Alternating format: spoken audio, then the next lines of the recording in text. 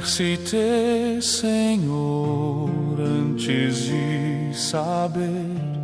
Teu amor me chamou, mesmo sem entender.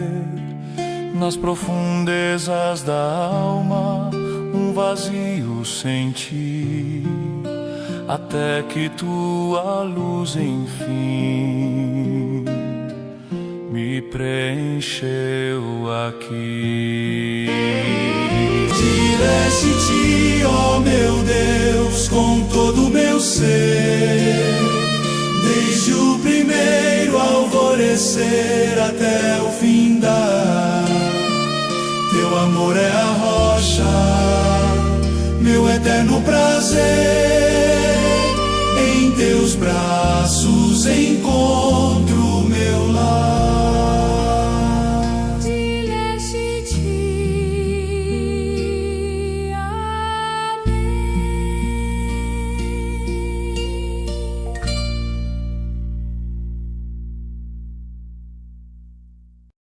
Irmãos e irmãs, paz e bem, iniciemos nossa reflexão em nome do Pai, do Filho e do Espírito Santo.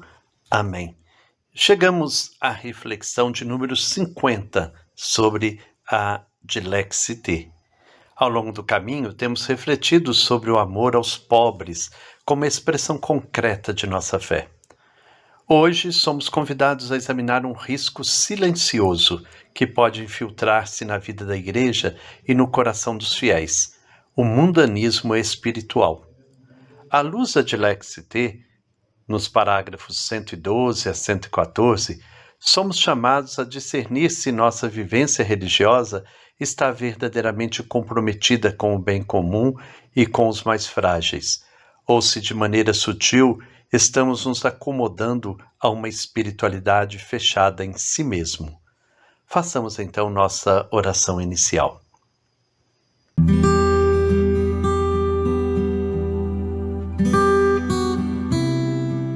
Senhor Jesus Cristo, Tu que viestes morar entre nós e fizestes da humanidade a Tua morada, permanece conosco neste momento de reflexão, à luz da exortação apostólica Dilexi-te, do Papa Leão XIV.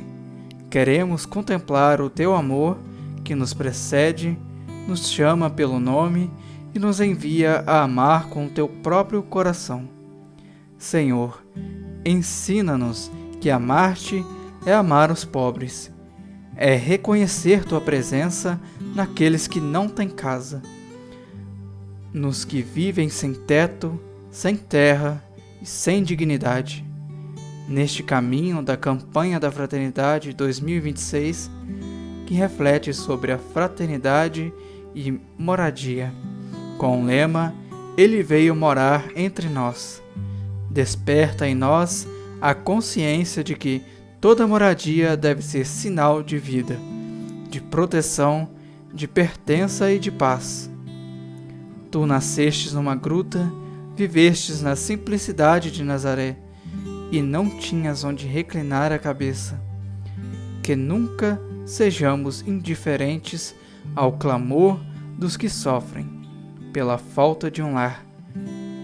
Espírito Santo, faz de nós igreja que constrói pontes, que derruba muros, que transforma orações em compromissos e fé em ação concreta, que, como São Francisco, reconstruamos a Tua casa nos corações feridos e nas estruturas injustas da sociedade, e que o Teu amor, que nos amou primeiro, nos torne morada viva de fraternidade.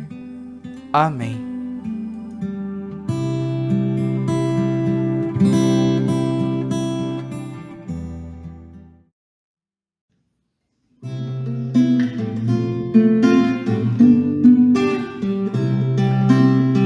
Lá entre as flores encontrou paz e harmonia, cantando amores ao Deus da criação. Pássaros, ventos, animais, o sol e a lua, e os arvoredos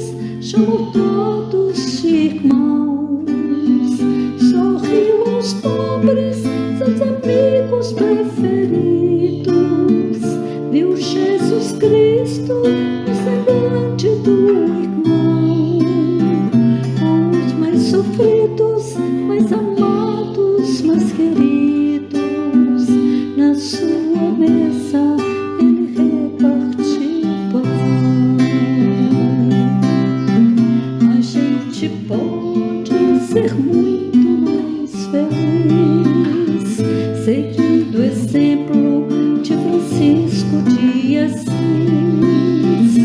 a gente pode ser muito mais feliz, seguindo o exemplo de Francisco de Assis.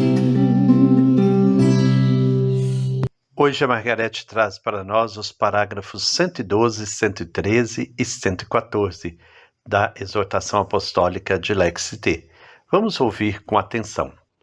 Mundanismo espiritual.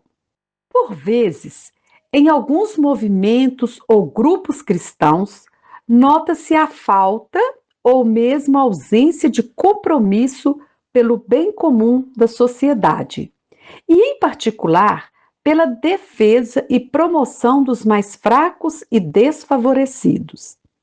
A esse respeito, é preciso recordar que a religião, especialmente a cristã, não pode ser confinada à esfera privada, como se os fiéis não devessem interessar-se também pelos problemas relacionados com a sociedade civil e pelos acontecimentos que dizem respeito aos cidadãos. Na realidade, qualquer comunidade da Igreja, na medida em que pretender subsistir tranquila, sem se ocupar criativamente, nem cooperar de forma eficaz para que os pobres vivam com dignidade e haja a inclusão de todos, correrá também o risco da sua dissolução, mesmo que fale de temas sociais ou critique os governos. Facilmente acabará submersa pelo mundanismo espiritual, dissimulado em práticas religiosas, reuniões infundadas ou discursos vazios. Não estamos falando apenas da assistência e do necessário compromisso com a justiça. Os fiéis devem responder também por outra forma de incoerência em relação aos pobres. Na verdade, a pior discriminação que sofrem os pobres é a falta de cuidado espiritual. A opção preferencial pelos pobres deve traduzir-se principalmente em uma solicitude religiosa privilegiada e prioritária. Todavia, tal atenção espiritual aos pobres é posta em causa por certos preconceitos, mesmo por parte de cristãos, porque nos sentimos mais à vontade sem os pobres. Há quem continue dizendo: o nosso dever é rezar e ensinar a verdadeira doutrina. Mas, desvinculando esse aspecto religioso da promoção integral, acrescentam que só o governo deveria cuidar deles, ou que seria melhor deixá-los na miséria e ensinar-lhes antes a trabalhar. Além disso, assumem-se às vezes critérios pseudocientíficos para dizer que a liberdade do mercado levará naturalmente à solução do problema da pobreza. Ou ainda, opta-se por uma pastoral das ditas elites, defendendo-se que, em vez de perder tempo com os pobres, é melhor cuidar dos ricos, dos poderosos e dos profissionais, para que, por meio deles, seja possível alcançar soluções mais eficazes. É fácil perceber a mundanidade que se esconde por trás dessas opiniões. Elas nos levam a olhar para a realidade com critérios superficiais e desprovidos de qualquer luz sobrenatural, privilegiando relações que nos tranquilizam e buscando privilégios que nos favorecem. O texto começa apontando uma realidade inquietante. Há grupos e movimentos cristãos onde falta compromisso efetivo com o bem comum, especialmente com os mais fracos e desfavorecidos. Isso não significa ausência de práticas religiosas, mas ausência de encarnação concreta da fé na vida social. A religião cristã não pode ser confinada à esfera privada. A fé não é apenas experiência interior ou devoção individual. Ela tem implicações sociais. O seguimento de Cristo envolve interesse real pelos problemas da sociedade, pela justiça, pela dignidade dos cidadãos. Quando a fé se desliga da realidade concreta, perde sua força transformadora. O texto do Papa Leão é muito claro. Uma comunidade que pretende subsistir tranquilamente, sem criatividade pastoral e sem cooperação eficaz para que os pobres vivam com dignidade, corre o risco de dissolução. Pode falar de temas sociais, pode até criticar governos, mas se não age concretamente, acaba submersa pelo mundanismo espiritual. E o que é esse mundanismo espiritual? É uma forma de viver a fé aparentemente correta, mas centrada na autopreservação. Manifesta-se em práticas religiosas vazias, reuniões infecundas, discursos que não tocam a realidade. É espiritualidade que tranquiliza, mas não converte, que fala muito, mas transforma pouco. Há ainda um aspecto mais sutil. O texto denuncia a incoerência que consiste em oferecer assistência material, mas negligenciar o cuidado espiritual dos pobres. A pior discriminação que eles sofrem é justamente a falta de atenção espiritual. A opção preferencial pelos pobres deve traduzir-se também numa solicitude religiosa privilegiada. Isso significa que os pobres não precisam apenas de pão, mas também de palavra, de sacramentos, de presença pastoral. Negar-lhes esse cuidado é tratá-los como incapazes de vida espiritual profunda. É uma forma disfarçada de exclusão. Contudo, preconceitos persistem. Alguns dizem, nosso dever é rezar e ensinar a doutrina. E ao separar oração e compromisso social, transferem totalmente ao Estado a responsabilidade pelos pobres. Outros recorrem a argumentos pseudocientíficos para afirmar que o mercado resolverá naturalmente as desigualdades. Há também a tentação de uma pastoral voltada prioritariamente às elites, com o argumento de que, alcançando os poderosos, as soluções serão mais eficazes. À primeira vista, pode parecer estratégia inteligente, mas muitas vezes esconde busca de segurança, prestígio e tranquilidade. O mundanismo espiritual leva-nos a escolher relações que nos favorecem, ambientes que nos protegem, discursos que não incomodam. Ele substitui o critério do Evangelho pelo critério da conveniência. E assim a dimensão sobrenatural da fé vai sendo obscurecida por cálculos humanos. O problema não é dialogar com todos os setores da sociedade. O problema é perder o olhar de Cristo que se aproxima primeiro dos pequenos. Quando a igreja se sente mais confortável longe dos pobres, algo essencial foi deslocado. O mundanismo espiritual não se apresenta como erro evidente. Ele se veste de religiosidade, de ortodoxia, de organização eficiente, mas esvazia o coração da compaixão. Mantém a aparência de fé, mas enfraquece sua radicalidade. Por isso, o discernimento é urgente. Precisamos perguntar-nos: nossa pastoral nasce do Evangelho ou da busca de estabilidade?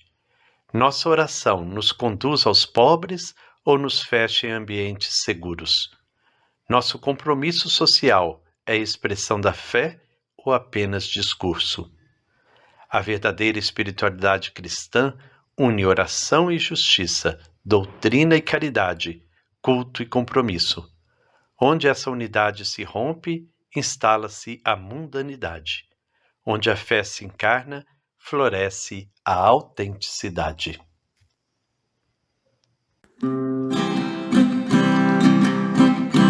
É por causa do meu povo machucado que acredito em religião libertadora.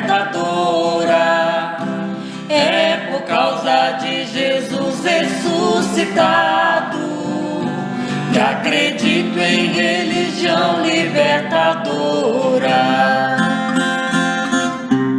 Nos parágrafos que estudamos hoje da Dilexit T, o Papa fala do mundanismo espiritual, que é uma das tentações mais sutis da vida cristã. Não se trata da negação explícita da fé, mas de sua deformação. É quando a religião se transforma em religião de aparência. O Papa Francisco alertava que o mundanismo espiritual acontece quando a igreja se fecha em si mesma.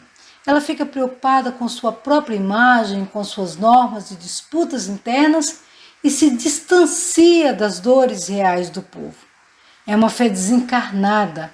Fala-se de Deus, mas não assume na prática o projeto de Deus. Quando movimentos religiosos tentam separar fé e compromisso social, eles esquecem que o Deus revelado em Jesus se fez carne.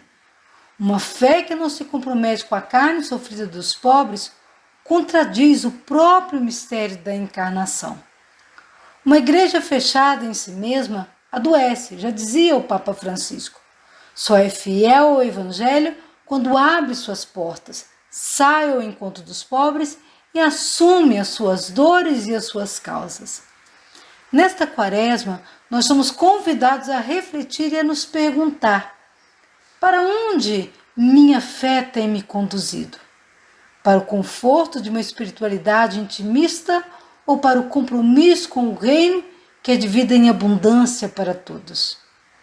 Na oração de hoje, peçamos que o Senhor nos livre da tentação de uma religião de aparência e nos conceda uma fé encarnada, corajosa, comprometida com a vida e a transformação social. Comunidade eclesial de base é um novo jeito de ser igreja. São as pessoas se conscientizando e se engajando onde quer que estejam. É como célula formando um corpo, a unidade conservando a vida, fortalecidas pela esperança, juntos das classes desfavorecidas. Comunidade não é multidão, comunidade é grupo de cristãos, se organizando e trabalhando juntos, celebrando a fé no Deus da criação. Se organizando e trabalhando juntos, celebrando a fé no Deus da criação.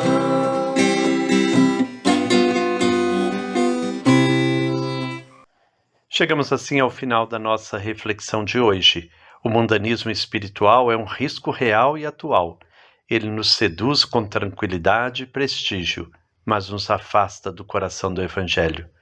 Somente uma fé encarnada, comprometida com o bem comum e solidária com os pobres, preserva a Igreja da esterilidade e a mantém fiel a Cristo. Oremos. Senhor Jesus, livra-nos de uma fé acomodada e de uma espiritualidade que busca apenas segurança. Purifica nosso coração de todo desejo de prestígio e tranquilidade. Concede-nos coragem para unir oração e compromisso, doutrina e caridade, culto e justiça.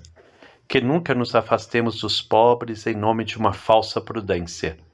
Guarda-nos do mundanismo espiritual e faz de nós discípulos autênticos, capazes de viver uma fé encarnada e transformadora. Amém. Que o Senhor Deus de amor e bondade nos abençoe. Em nome do Pai, do Filho e do Espírito Santo.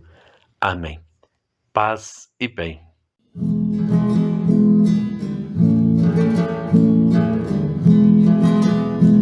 Converte o meu coração, eu quero reaprender. Ensine a ser irmão daqueles que não têm nada. Confesso meu comodismo, é muito mais fácil dar do que se comprar.